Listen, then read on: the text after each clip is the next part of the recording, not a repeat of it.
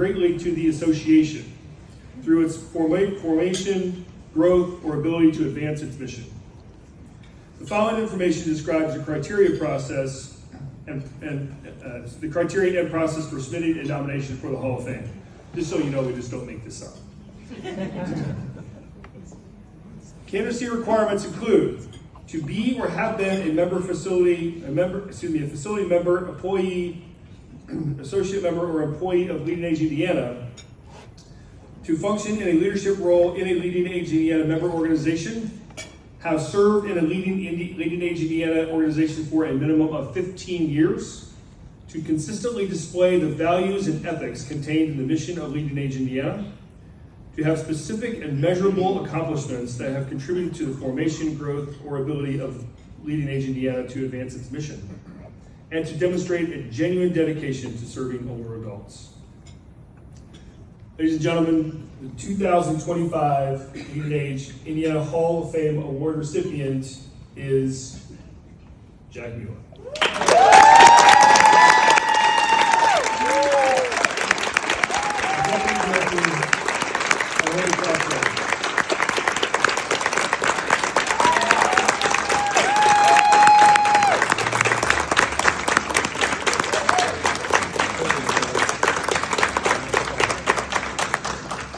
Jack serves as the current secretary and has served on the LeadingAge Indiana Board of Directors for many years.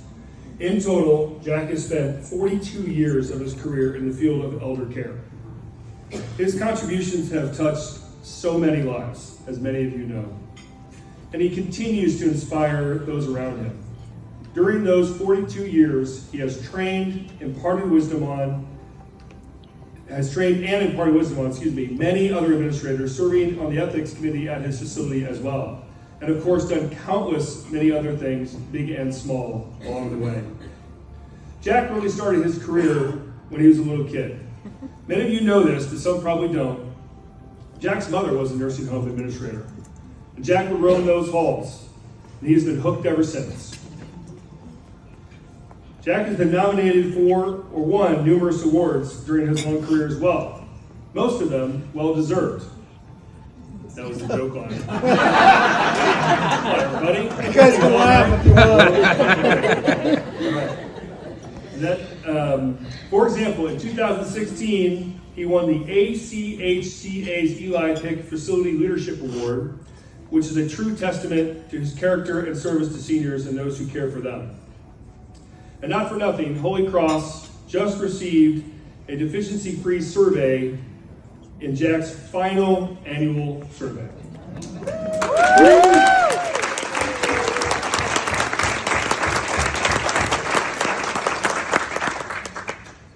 Along the way, of course, Jack has made it a point to prioritize people, lifting up staff and recognizing their tireless efforts in support of their mission.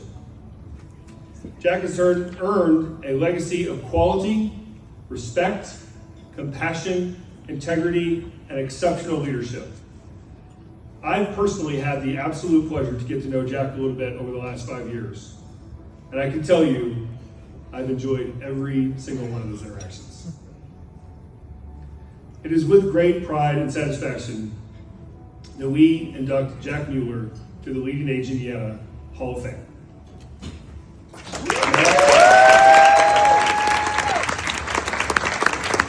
People go as far back as Jack Mueller and I. Oh Lord, that's bad, isn't it? Yeah. Okay, all right. Through the years, I will tell you there's a consistent story that Jack has told. And that was back in around 1990-91 when my husband and I were renting some buildings. We first met Jack Mueller, and he consistently has told this story about I'm afraid of where you're going. that he drove me around like I had to have a driver. That's true. And he always says, and you were pregnant, and we were worried about you. I drove you all around because you were without the car, blah, blah, blah, blah. And all these years, I've looked at him and went, yeah, sure, Jack, yeah. You remember that? Yeah. Uh-huh. My oldest son was born in 1989. There is no way I was pregnant. I'm old. So, I was just really fat I wondered about that. Because he has told that story so many times, and I It's just, true. there's just no way it could happen. So awards are really, really a gift and all of that, but since I really know you, in these coming years, I thought you might need something to keep you busy. So this is one of those little triangles from Cracker Barrel with the tins. I'll be a great therapist. What a great guy. It's an honor and a privilege to stand beside him. And so thank you, Jack, for all that you've done for this industry. Go do good things in your retirement. Will you, buddy? I will. All right.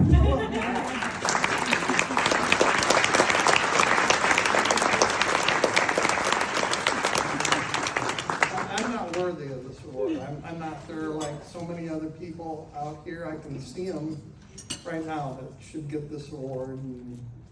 But, you know, it is true. Is it weird to say, you know, I wouldn't be here if it weren't for my mother? And I wouldn't be anywhere without my mother. But my mother was a nursing home administrator. She was in one of the first classes, and I think her license number, which I still have, is 112. And I know, it's weird. Her number was 112, and we all need support, right? And my mother always gave me support. She had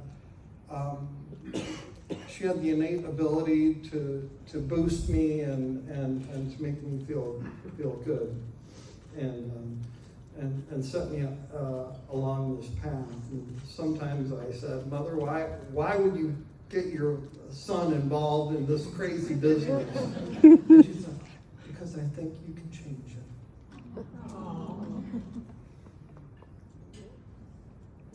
She modeled Christ for me. She was a wonderful lady. But I also have a brother who, turning to another weird thing, my brother Chris, who some of you know, don't throw anything. He's in North Carolina right now, but he was the he knew regulations backwards and forwards, and I never got like that, but and he was a great support to me. The other people that are great support to me are sitting right there at the table, and thank you guys for coming. I was so shocked. There's nobody back at the nursing home.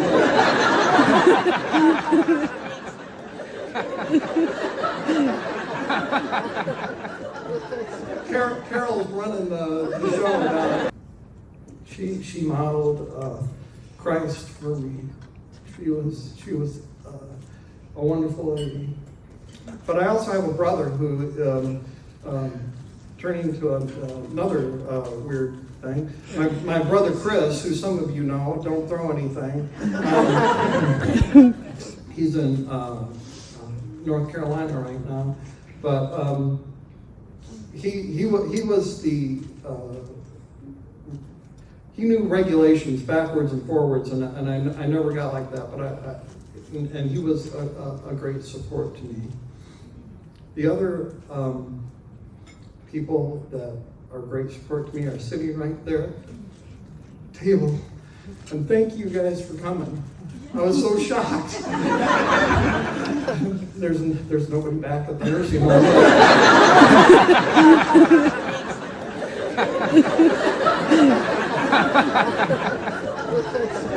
Carol's running the show now. And if you guys knew Carol, you know, we're going to come back to an empty building.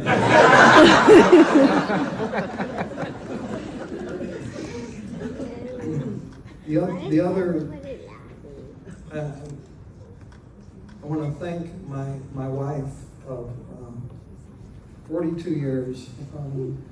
About 42 years ago, she walked into my office. She was a CNA. Yes, I know it's scandalous. and I've been looking for a lawn mower, and she said, I have a lawnmower, and you can borrow it. And I was like, oh, great.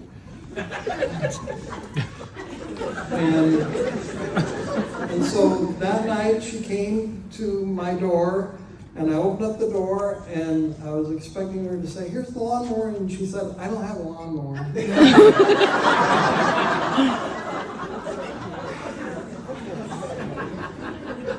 But a man could never ask for more from a person. She's sacrificed and worked hard, and she's the love of my life. And thank you, my daughter. My daughter now is an MDS coordinator, and you see, it's just like in our blood, and we can pass it along, and we're all trapped in this. But I don't deserve this. I want everybody to know that, but I will accept it if I can dedicate it to the frontline staff that works so damn hard every day. And if you listen to them, they'll tell you the answers. My mother always said, if you want to know anything that's going on, ask a housekeeper. The housekeepers know.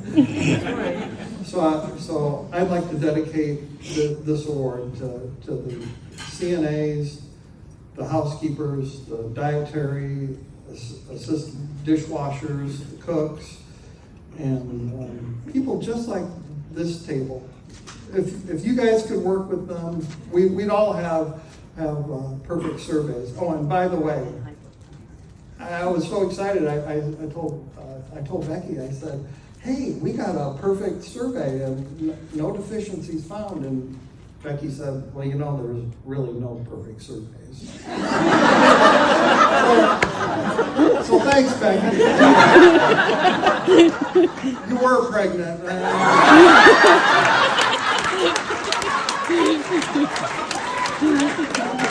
Thank you very much.